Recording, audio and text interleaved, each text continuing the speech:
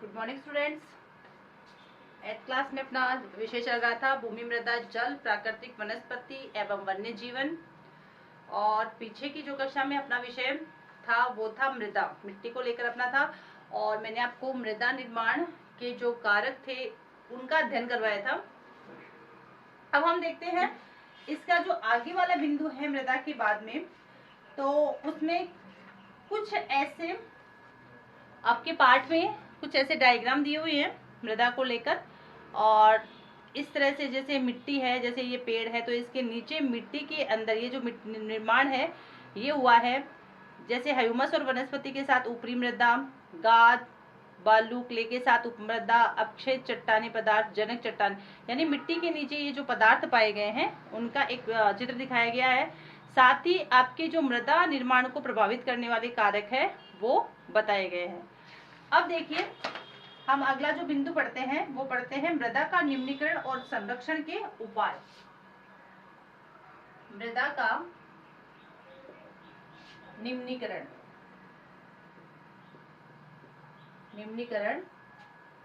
और संरक्षण के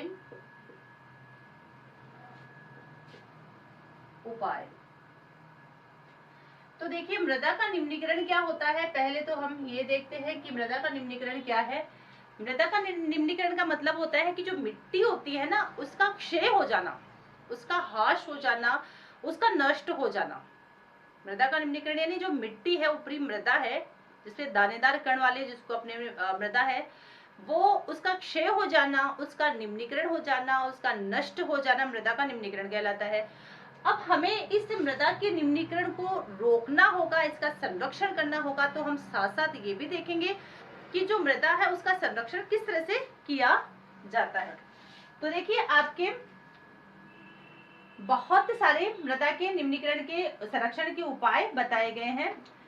सबसे पहले हम देखते हैं कि मृदा के क्षरण के या मृदा के निम्नीकरण के दो मुख्य खतरे हैं, यानी मृदा का निम्नीकरण होने का कारण क्या है।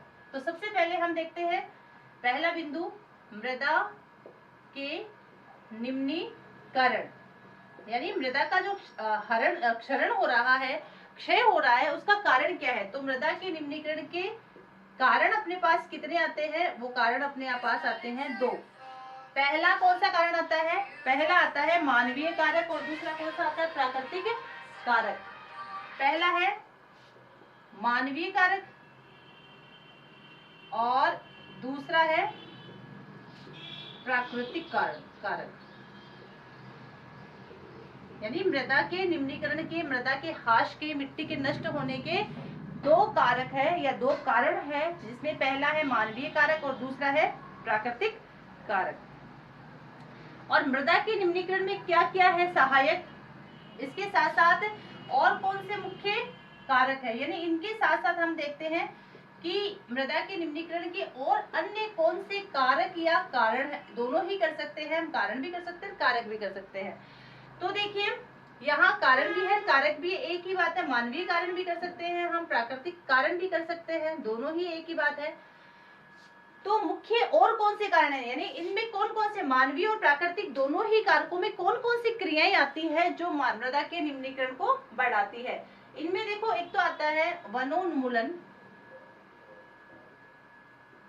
वनोन्मूलन का मतलब क्या होता है, वनोन्मूलन का मतलब होता है जो वन होते हैं उनको काटना। दूसरा क्या होता है, अतिचारण, यानी हमने जो चारागाह का जो क्षेत्र है वो ज्यादा छोड़ दिया है, ठीक है, तो अतिचारण हो गया। फिर इसके बाद में क्या आता है, तीसरा रासायनिक खादों का उपयोग। तीसरा आता है रासायनिक खादों का उपयोग, खादों का उपयोग ये आ गया। इसके बाद में चौथा जो कारण आता है वो कारण है वर्षा दोहन, भूस्खलन और बाढ़। वर्षा दोहन यानी अधिक मात्रा में बारिश हो जाना। इसके बाद में आता है भूस्खलन, भूमि का खिसककर, भूस्खलन व बाढ़। ये देखिए सारे जो कारण आ रहे हैं, इसमें कौन से कारण आते हैं, इसमें प्राकृतिक कारण भी है और मानवीय कारक है। अब अलग अलग निकाल रहे हैं। वनोन्मूलन, वनों को कौन काटते हैं? मनुष्य काटते हैं, तो ये कौन सा कारक हो गया? मानवीय कारक हो गया। अतिचारण है, ये भी मानवीय कारक हो गया। रासायनिक खादों का उपयोग कौन करता है? मनुष्य करता है, तो ये भी मानवीय कारक होगा। वर्षा दोहन प्राकृतिक कारक हो गया। भूमि का धस जाना, नीचे की ओर चले जाना या फट जाना और बाढ़ का आ जाना, ये कौन से कारक है? प्राकृतिक कारक है। तो हमें देख लें, दो कारक पड़े कि मृदा के निम्नीकरण के कारण इसमें मानवीय और प्राकृतिक कारण आए, तो इनमें मानवीय और प्राकृतिक कारण दोनों ही शामिल है। इसमें हम देखते हो तो मानवीय आता है, ये मानवीय है, ये भी मानवीय है, ये भी मानवीय है, ये प्राकृतिक है और ये प्राकृतिक है। तो ये आपको समझ में आ गया होगा, ये नोटबुक में आपको करना है। अब हम देखते हैं कि ये तो हमने मृदा के निम्नीकरण के कुछ कारण पढ़ लिए। अब हमें क्या करना है? इस मृदा के का संरक्षण करना है, यानी निम्नीकरण के कारण के साथ हम इसके क्या करेंगे? संरक्षण के उपाय करेंगे। तो ये तो हमने पढ़ लिया निम्नीकरण। अब हम इस टॉपिक को पढ़ेंगे, संरक्षण के उपाय। तो चलिए, ये अलग अलग उपाय जो संरक्षण के आपकी नोटबुक में दिए हुए हैं वो ही मैं आपको करवा रही हूँ।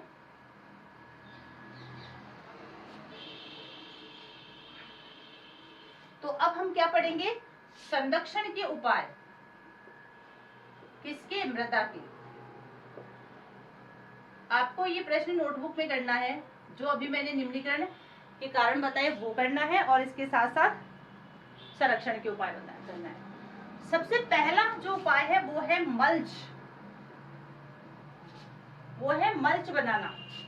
अब देखिए, मल्च बनाना क्या होता है, इसकी जो डेफिनेशन है वो मैं आपके सामने लिख रही हूँ। आपको भी ये अपनी नोटबुक में करना है। पौधों के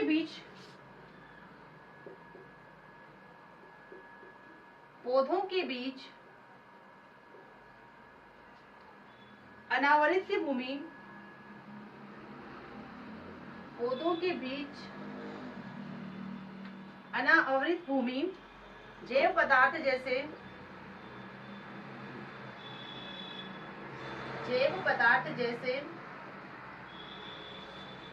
प्रवाल से ढक दी जाती है, जैसे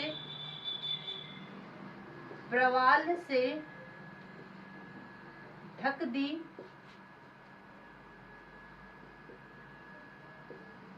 से ढक दी जाती है। इससे मृदा की आर्द्रता रुकी रहती है। इससे मृदा की आर्द्रता रुकी रहती।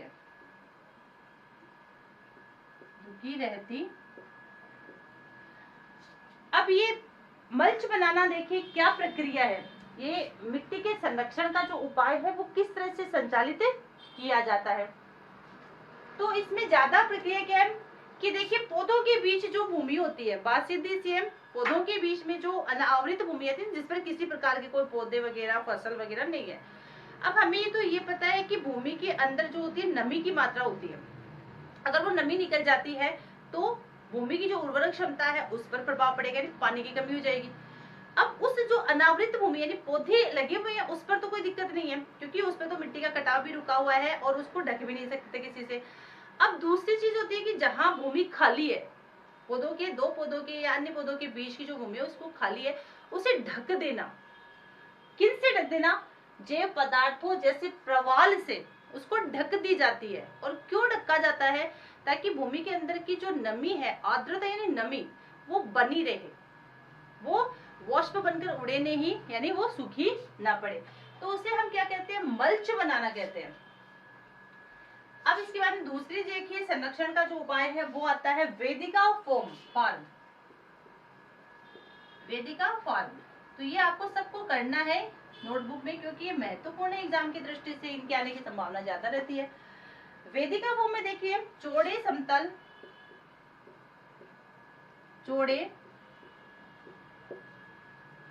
समतल सोपान अथवा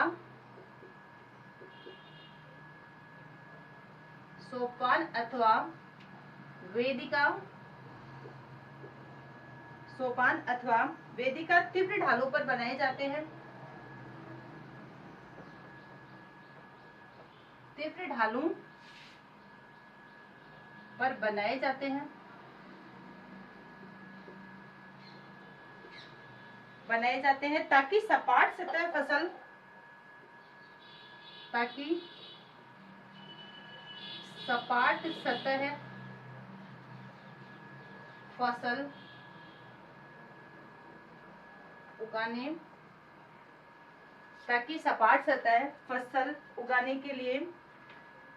उगाने के लिए उपलब्ध हो। ये होती है वेदिका फॉर्म। जैसे मैं आपको इसकी पिक्चर दिखा रही हूँ, चित्र 2.5 में देखिए वेदिका फॉर्म दिखाया गया। ये देखिए ढाल वाली जगह है ना, ठीक है। तो ढाल वाली जगह में क्या किया जाता है, इस तरह के सोपान बना दिए जाते हैं, सीढ़ियां सी बना दी जाती है, ठीक है, ताकि जो इसके नीचे की समतल भूमि है वो हमें किसके लिए काम में आ जाए, वो मुख्य रूप से फसल उगाने के काम में दिए जाए। हमने कई बार देखा कि जो ढाल वाली जगह होती है, कई खेतों में ढाल होते हैं, तो उन ढालों पर क्या किए जाते हैं, ऐसे चौड़े चौड़े सीढ़ियां सी बना दी जाती है, ताकि क्या हो कि एक तो वो जो ऐसे समतल कर देंगे ना, उसको चौड़े चौड़े सीढ़ियां सी बनाएंगे, तो उसमें क्या हो जाएगा, आराम से कई बार फसल उत्पादित की जा सकती है। और इससे क्या होगा, मृदा क्या होगी, मिट्टी का कटाव कब होगा। जैसे मान लीजिए ये ढाल वाले इलाके हैं, जहां पर ढाल है, ये पहाड़ों में, मैदानों में, तो देखिए यहाँ पर क्या की जाती है, ऐसे सीढ़ियां सी बना दी जाते हैं। एक तो सीढ़ियां बनाने से ये जो ऊपर की मिट्टी का कटाव है वो नीचे नहीं आएगा, ताकि जो समतल मैदान है नीचे के, उन पर आराम से हम क्या कर सके, खेती कर सके। तो इस तरह की जो रीति काम में ली जाती है, किसकी, मिट्टी के संरक्षण की, वो दूसरी कौन सी है, वो है वेदिका फॉर्म। ये द है, वेदिका, वेदिका फार्म कृषि, तो ये दूसरी विधि है। आपके नोटबुक में काफी विधियां दी हुई है और बहुत ही अच्छी दी हुई है मृदा के संरक्षण के लिए, वो सारी नोटबुक में आपको करनी है। आज की कक्षा में हमने देखिए कौन से महत्वपूर्ण टॉपिक्स को पढ़ा है। हमने एक तो मृदा के निम्नीकरण के कारण पढ़े, इसमें मानवीय कारक थे और प्राकृतिक कारक थे, वो आपको गृह कार्य के रूप में करने हैं। ये अलग अलग लिखना है कि मृदा के निम्नीकरण के मानवीय कारक कौन से थे और प्राकृतिक कारक कौन से थे, तो ज्यादा नहीं है, 3-4 के है। इसके साथ साथ आपको मृदा संरक्षण के जो उपाय बताए गए हैं, यहाँ पर 2 विधियां बताई गई है, ये 2 विधियां आपको करनी है, क्योंकि एक साथ अगर मैं सारी विधि करवाऊंगी तो आपको समझने में दिक्कत हो सकती है। परंतु हमें ये ध्यान रखना है कि ये जो विधियां है ये किस तरह से काम करती है, और ये मल्च बनाना और वेदिका फॉर्म है क्या, ये ध्यान रखना है कि जो वेदिका फॉर्म है वो तो तीव्र ढालों पर सोपान बनाए जाते हैं, सीढ़ियां सी बनाई जाती है, और जो मल्च है वो अनावरित जो भूमि है उसे जैव पदार्थों से ढक दिया जाता है ताकि उसकी नमी बनी रहे। तो आज की कक्षा में हमने ये पढ़ा है। आगे आने वाली कक्षा में मैं आपको इसके मृदा के जो निम्नीकरण के अन्य उपाय है, या सॉरी मृदा के संरक्षण के जो उपाय है वो मैं आपको पूरे करवाऊंगी। आपको ये नोटबुक में होमवर्क के रूप में करना है। Thank you.